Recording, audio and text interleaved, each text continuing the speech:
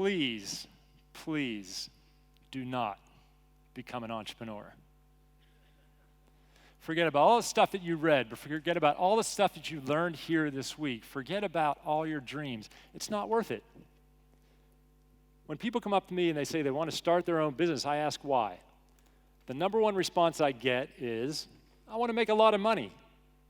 Well, in the United States, only 4% of all organizations get over $1 million in revenue. And if you take that, that might sound like a lot, but that's actually at a normal profit rate, that's $100,000 per year, and you take out all the loans you have to pay back, all the taxes, and it's an average salary. So that means you only have a 4% chance of even making an average salary by starting your own business. Other people come to me, they say, hey, I don't want to work a lot. Well, I can tell you, as you're probably noticing, if you start your own business, you're going to work more hours than you've ever worked in your life. Some people say they have a great idea. I say, be an engineer. So other people say they're competitive. I say, be a salesperson. Some people say they're a great leader. I said, join a management training program. Being an entrepreneur is tough. Now, if you're sitting there in your seat and you're saying, screw you, I'm going to do it anyway, then you just might have what it takes. Because I'll tell you what, starting a business is by far the hardest thing you will ever have to do in your life. But by far, it's the most fulfilling. And if this tall, skinny guy on stage can talk you out of it in 3 minutes, then you don't have what it takes. And I'll tell you what, you can go be an employee, because I'll tell you, us and the other entrepreneurs, we need employees, so you can come work for us. But I just want you to understand that there's only one answer to why do you want to be an entrepreneur. And that's what Jeremiah said, is to add value in this world. It's to create change. Because look at the people who used to create change. It used to be politicians and activists. It used to be like Mother Teresa, Nelson Mandela, Winston Churchill. But nowadays, it's the business people, it's the business leaders of the world. So it is the Bill Gates Foundation, the Mark Zuckerberg, the Warren Buffetts. So like it or not, what comes with money is influence and power. And then when you can lead with your heart, with your soul, become soul-centered leaders, great things happen. And that's what I teach. I teach soul-centered leadership because I think our world right now needs more people guided by their inner voice and their higher power, whatever that higher power may be for you. Because I think that's where beauty comes. And I mean, if you look at the world right now, the world needs a lot of people to really step up and do this, because we have terrorism, we have natural disasters. People are talking about Grexits and Brexits. In the United States, we have Hillary's email server, and Trump wants to build a wall around Mexico. I mean, even Brad Pitt and Angelina Jolie broke up. I mean, what is this world coming to? So that's why you need to step up. So I thought, what can I teach? I only have a couple minutes here. What can I give back? And my background is I founded a couple international software companies in California, but I wanted to take my life to the next level. And so I earned a really unique master's degree in spiritual psychology. And I wanted to give everybody a taste of what spiritual psychology is, so we're going to spend the next 15 and a half minutes hugging. No, I'm just joking. No hugging in this session. But it's really funny, when I do that in Germany, the Germans, man, they freak out. Nine hugging. But you guys are a little more casual. That's cool.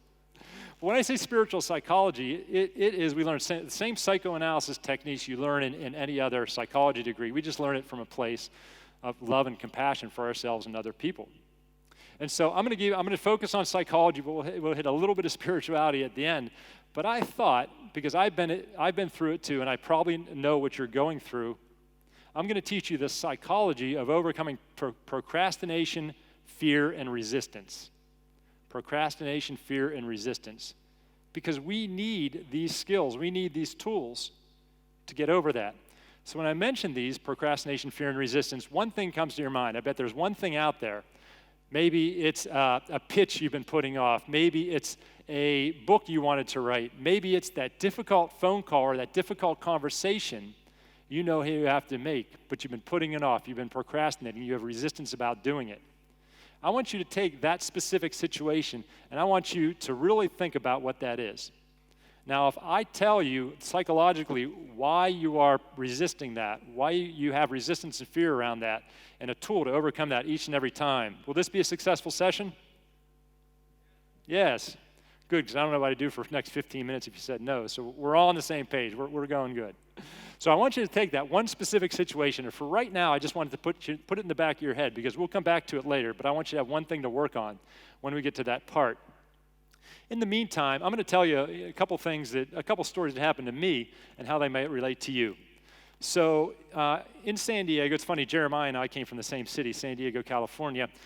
A couple years ago, I was at a networking event, and we all go to networking events, right, where you go there to meet other people. And so I get there, and I got there alone, and I parked my car, and I get out of my car, and I go, and I walk into it, and I see 3 people over there, and I could tell by their body language they didn't know each other. So I'm heading over there, going to go talk to them and introduce myself, and out of the corner of my eye, I spot the bar. And for some unknown reason, instead of introducing myself to them, I go and I make a beeline to the bar. 3 minutes later, I'm sitting there sipping on my drink. I'm like, what am I doing? I come to this place to meet people, and all of a sudden, here I am standing alone at the bar sipping on my drink. Something went on in my mind. Something subconsciously went on in my mind that I was scared of. I had fear. I had a fear of rejection. I had a fear of rejection, and that's why I changed my direction and I went to the bar. Now, how many people have ever been to a networking event, they went and introduced themselves to someone, and that person's like, hi, I don't like you? And it ever happened? It's a pretty irrational fear, isn't it? Yet, it changed my behavior. For some reason, some part of me thought, oh my gosh, I don't want to put myself out there. I'm scared I'm going to get rejected at a networking event. And it's interesting how these subconscious patterns work. Now, I met a guy one time, and what happens is he travels a lot for a university. And as we all know, when you travel and you stay over, anybody here travel a lot? You get to stay in hotels. And then what happens at night in the hotel? You're like, I got to eat dinner, I'm hungry. So you have 2 choices, right? You can either get room service, and then when you get room service, you're sitting in bed, you're eating in bed, you got your laptop, you're watching the worst movie in the world because you don't want to pay for pay-per-view, right? You're thinking, man, am I a loser sitting up here? So the next night, you're like, you know what? I'm going to go down to the hotel bar or the hotel restaurant. You're sitting in the hotel restaurant all by yourself. You have your tablet computer, and you're like, man, I feel like a loser sitting here all alone, right? Happens to all of us. Well, it happens to me. I hope it happens to you too. I hope I'm not the only one. But I met this guy, and what he said is, he said, you know what? I hate eating alone. I really hate eating alone. So every time that I'm out for dinner and I'm alone and I'm at a hotel, I go up to people and I ask, hey, I really don't like eating alone. I like to meet new people. Can I eat dinner with you? I'm like, you do what, dude? He's like, yeah, it's cool. I meet some great people, and I make some good connections. I get business out of it. And he goes, yeah, sometimes they say yes, and sometimes they say no. I'm like, whew, that's pretty gutsy, man. I said, so, what's your success rate? Like 80, 90%? He's like, no, about 30, 35. I'm like, what? So every time you go out, it's like, no, yes? He's like, yeah, that's pretty much it. I'm like, man, that's awesome. And I'm like, well, how do you do that? He's like, look, if they say no, they're not saying no to me. Maybe they're on a date. Maybe they are, whatever, having a business meeting. And that's okay. They can say no. They're not saying no to me. They're saying no to the situation. I'm like, man, that's gutsy. That's awesome. That's inspiring. I'll tell you something else that happened to me. A couple years ago, I had a coffee with a lady when I was running my software companies, and she was a potential referral source, and I'm sure we've all just had coffees to get to know people. Maybe we can do business together. So we're sitting down there, and we had to talk for like 45 minutes or an hour. We had a couple miscellaneous follow-ups, so it went okay, like coffee like I've had 300 times in my life before. When I got back, she sent me this note, and the note more or less said, hey, I don't really want to follow up with you anymore. I don't like you. I was like, whoa, does she know who I am? How could she not like me? And it really threw me for a loop. For the next couple hours, I was really down on myself. I was like, man, did I say something wrong? I mean, I said some stupid stuff in my life, so did one of those stupid things come out of my mouth and I didn't even realize it? But I replayed every little sentence, every little word that I said, and it was just a normal lunch. It was just normal coffee. It's nothing that happened or didn't happen that didn't happen 1,000 times before. And so I really, really was judging myself. I was really there, and I thought about it. And then after about 2-3 hours of just stewing on this, I realized it was a great, great gift. What I learned through that situation is not everybody's going to like me. And I'm okay with that. And when I made the realization to just be me and not worry about if everybody likes me, it just lifted a weight off of my shoulders. Because how many times have you said, or even better yet, not said something because you wanted to make sure somebody liked you, that you didn't want to piss anybody off, that you wanted to, in a way, play small? And I told myself from now on, I'm going to realize that some people are going to like me and some people aren't. And I'll tell you, when I go out there and I meet people, I have this little, because I get the little voice in the back of my head, just like everybody else has this little voice in the back of their head. Sometimes I see somebody that I want to meet, and I'm like, yeah, maybe they're not going to like me. And my voice says, yeah, maybe they're not. That's cool. Because I want to meet a lot of people, and you know what? Some are cool with me and some are not. I got a news flash for you. I meet some people I don't like, and that's okay. And now when I meet people and I get that vibe, I just go talk to somebody else. That's cool. I don't sit there and try to make them like me. I just give them their space. But the funny thing is often when we meet somebody and we're getting that vibe, they're more scared than us.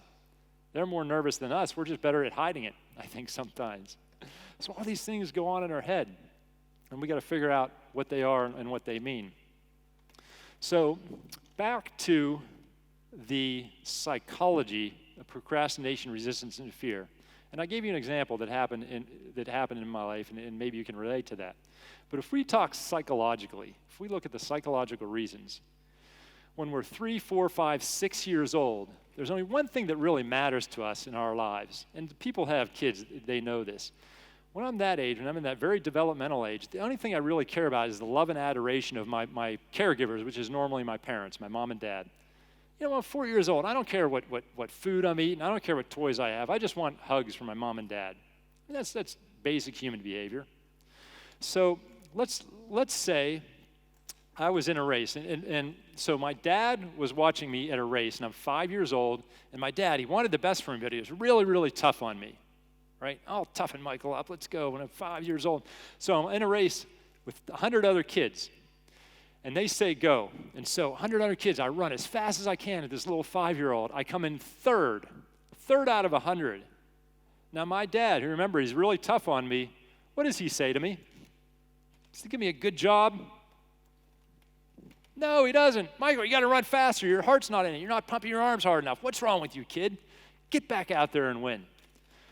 All right, Dad, I got it. Next race, I got it. So next race comes, 100 other kids. They say go. I pump my arms as hard as I can. I put my heart into it. And I come in second. Second out of 100 is pretty good. What does my dad say? First loser. Right? God, Dad, I'm trying so hard. But knowing that the only thing in my life that matters is the love and adoration of my father, what connection do I make as a little kid? I make the connection that love equals winning. That the only way to get that love that I crave is by coming in first, is by being perfect. Let's look at another example.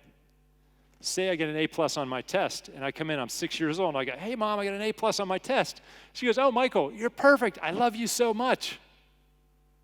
I'm perfect. I love you so much. It's called conditional parenting. And my mom and dad, they mean the best for me.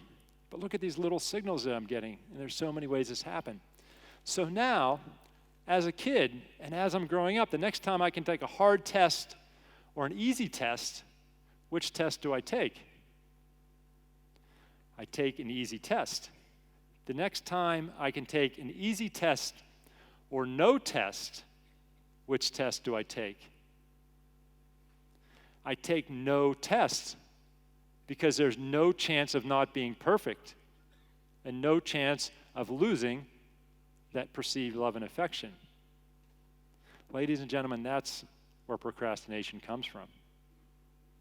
Now, take that situation that you put back here, that thing that right now present in your life that you're procrastinating, have resistance or fear around, and how is that you taking no test? How is that you not putting yourself out there? How is that you playing it safe? How is that you shying away from the chance of not being perfect or not? When I wrote my first book, I thought it was the best book in the world, and I gave it to my book coach. So I finished this book. I thought, man, he's going to read the book. He's going to be like, Michael, this is the best book ever. It just needs a couple tweaks, and here we go. So I give it to him. A week later, he calls me, and he says, hey, Michael, I got some feedback for you on your book. You ready? I'm like, yeah, cool, bring it on. He said, all right, do you want the raw feedback, or do you want the feedback packaged up in a really nice way? I'm like, well, I don't know. I don't like the way this conversation is going, so give it to me packed up in a really nice way. He's like, your book's not very good. I'm like, what were you going to say if I asked for the raw feedback?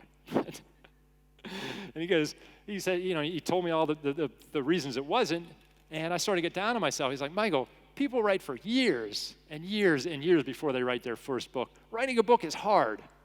Writing a book is really, really hard. And he said, so stop trying to be perfect on your first go-round. And that's what I realized. I mean, if you want to talk about how do you overcome this procrastination, resistance, and fear, we talked a little bit about lean before, and you've heard some of those things. What you do is when you start something new, you call it an experiment. You stop taking the pressure, to take the pressure off yourself to be perfect. When you talk about innovation, when you talk about creativity, people that innovate, people that take risks, and I'm a risk taker, we don't always get things perfect because we're out there leading the pack. And then what you do is when you want to go about something new, you call it an experiment, because what's the only way to fail in an experiment? To not conduct it. An experiment is there to learn. So the next time you have to do something, the next time you have a pitch, the next time you take a product out, the next time you even have to make a call to a prospect, say, you know what, this is an experiment. I'm going to give it a whirl, and I'm going to see what I can learn about it. Because that will shift your thinking, and that takes the pressure off being perfect. There's a guy named Joseph Campbell. Now, with Joseph Campbell, he's an amazing guy. He's a psychologist and he's a religious scholar. And he studied every major religion. And he found out that every major religion tells the same story. How crazy is that? All these different religions, they're telling the same story. He calls it the hero's journey. And the hero's journey is so compelling that George Lucas, he was halfway done to Star Wars. He read Joseph Campbell's work. He hired Joseph Campbell and he rewrote Star Wars to follow the hero's journey. Absolutely true story. And the hero's journey, you see it in almost every book and movie that you do. And what it's about is about this reluctant hero. Luke Skywalker didn't set out to be a hero. What it does is this reluctant hero goes on this journey, and he goes through all these different things in his life or her life. But all those things are actually preparing them for the next step. And that's preparing them to really dig down and have courage. And the reason the hero's journey is traced back to religion, and they trace it back to all the stories people were telling around the fire when we were cavemen, and we see it so often, is because it's a story of our own lives. It's the story of our own lives. Now, just for your consideration, what if you looked at your life through a different view?